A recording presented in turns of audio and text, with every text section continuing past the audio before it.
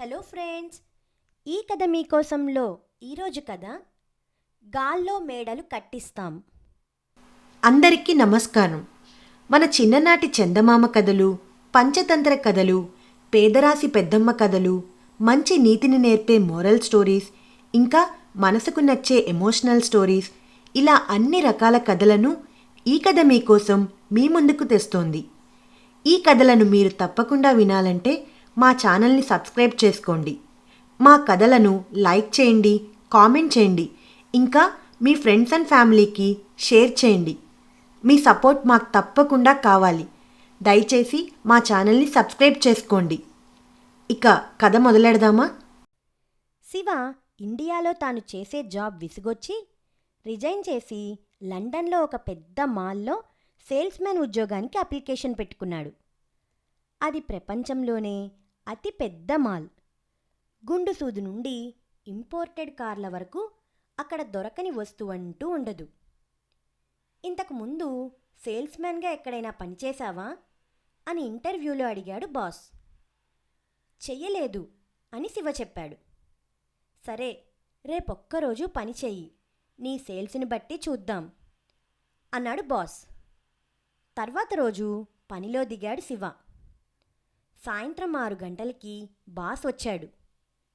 ఈరోజు ఎంతమంది కస్టమర్స్కి సేల్స్ చేశావు అని అడిగాడు. సార్, కేవలం ఒకరు అని బదులిచ్చాడు శివ. ఒకరికేనా? నువ్వు గమనించావా? ఇక్కడ అందరూ కనీసం 40 నుండి 50 మందికి అమ్మకాలు జరుపుతారు. సరే, ఎంత ఖరీదైన సేల్ చేశావో చెప్పు అన్నాడు బాస్. 8 కోట్ల రూపాయలు అని చెప్పాడు శివ.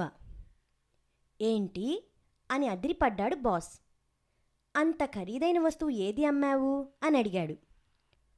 ఒక పెద్ద ఆయనకి చేపలు పట్టే పెద్ద గేలం అమ్మాను.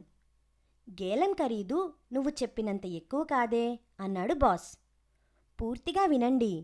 తర్వాత ఆ గేలానికి సరిపడే రాడ్, ఒక గేర్ అమ్మాను. ఎక్కడ చేపలు పట్టాలనుకుంటున్నాడో అడిగితే దూరంగా నది ఒడ్డున అని చెప్పాడు. దానికన్నా ఒక బోట్లో వెళ్తూ నది మధ్య చేపలు పడితే బాగుంటుందని, మంచి చేపలు సులభంగా పట్టవచ్చని ఒప్పించి బోట్ స్టోర్లో ఒక స్కూనర్ బోట్ డబల్ ఇంజన్ ఉన్నది కొనిపించాను. ఆ పెద్ద మనిషి తన జీప్ కెపాసిటీ తక్కువని ఆ బోట్ని తీసుకుపోలేదని చెప్పాడు. అప్పుడు ఆటోమొబైల్ డిపార్ట్మెంట్లో ఒక కొత్త డీలక్స్ బ్లేజర్ కొనిపించాను.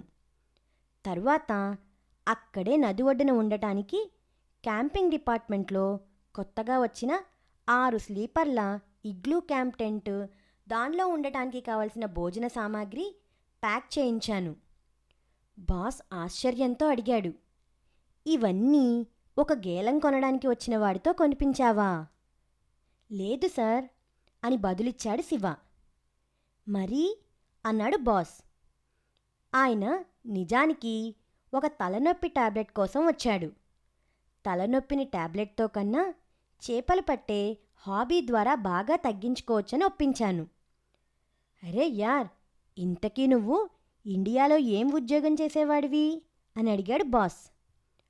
ఓ కార్పొరేట్ స్కూల్లో టీచర్ ఉద్యోగం చేసేవాణ్ణి సార్. టీచర్కి సేల్స్కు ఏంటి సంబంధం అడిగాడు బాస్. ఏబీసీడీలు నేర్పమని వస్తే 10 ఏళ్ల తర్వాత వచ్చే ఐఐటి, నీట్, సివిల్స్ ర్యాంకు పేరు మీద ఫీజులు వసూలు చేసేవాళ్ళం.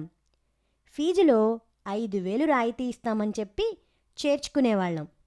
చేరాక ధోబీకి 5,000, పాకెట్ మనీ 10,000, పుస్తకాలకి 20,000, మెటీరియల్ 20,000, ఫోన్ కార్డుకి 3,000, ఇలా మా ప్రభుత్వాల పన్నులను మించి పిండేవాళ్ళం అని చెప్పాడు శివ.